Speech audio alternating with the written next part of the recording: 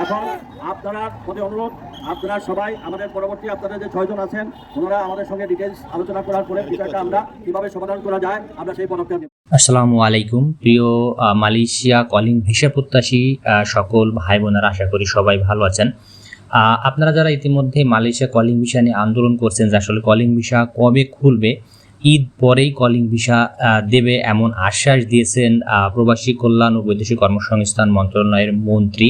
তো যে ক্লিপটা আপনারা কিছুক্ষণ আগে দেখলেন, তো আসলে ঈদের পরে কি কলিং ভিসা খুলে দেবে কিনা, আসলে এই বিষয়ে আপনাদের সাথে এই ভিডিওটি শেয়ার করব। আশা করি শেষ পর্যন্ত দেখবেন এবং ভিডিওটা অবশ্যই জনস্বার্থে একটু কষ্ট করে শেয়ার করে দেবেন। তো প্রবাসী কল্যাণ ও বৈদেশিক কর্মসংস্থান মন্ত্রণালয় থেকে যে আপডেটটা আসলে বলা হয়েছে, সর্বশেষ আপডেট আসলে কি বলা হয়েছে সেখানে।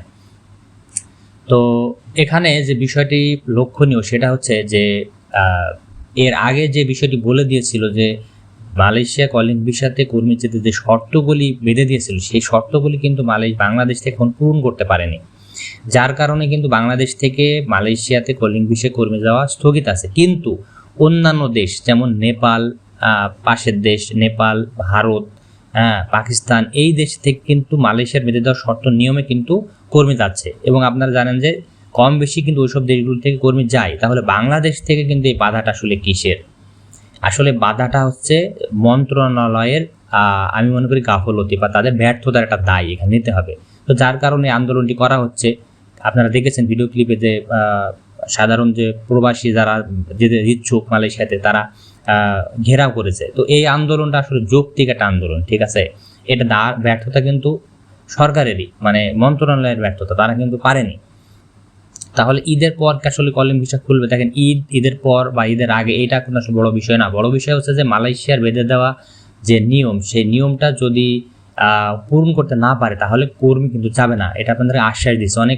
অনেকে হয়তো যারা এই বিষয়গুলো বোঝেন না, যে বাইরে থেকে যে বিষয়টি বলেছে যে যে সকল এজেন্সিগুলি আছে, এজেন্সিগুলি কিন্তু কলিং মেডিকেল করার জন্য আশ্বাস দিচ্ছে অনেকের কাছ থেকে। এগুলো কিন্তু আপনারা দূরে থাকেন। এগুলো কিন্তু প্রতারণার একটা ফাঁদ।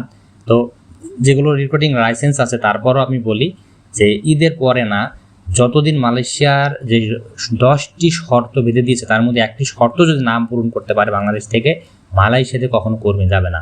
নতুন সরকার আসুক বা যেই আসুক, এটা আপনার মাথায় রাখবেন, কখনো এটা কিন্তু সম্ভব না। তো যারা আন্দোলন করছেন, আন্দোলন যৌক্তিক, কিন্তু যদি যে আশ্বাস দিচ্ছেন মন্ত্রণালয় থেকে যে কর্মী প্রেরণ করা হবে, এটা একেবারে নস্বাত, ঠিক আছে। এটা কোনো যৌক্তিক নাই, ভিত্তিক নাই।